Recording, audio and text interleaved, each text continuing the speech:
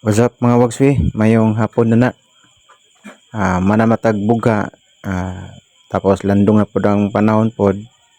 Ato na ning gitapok-tapok ang mga binugha mga wagswi kay ready to use naman ni mga wagswi. Para pang digamo mga wagswi ba. Tapok na to na mga wagswi. May na lang. Natay masugnod-sugnod. Bahala silag paaso ba. Wa manitak ang day. Sige mga wagswi, amping, relax, stay tuned.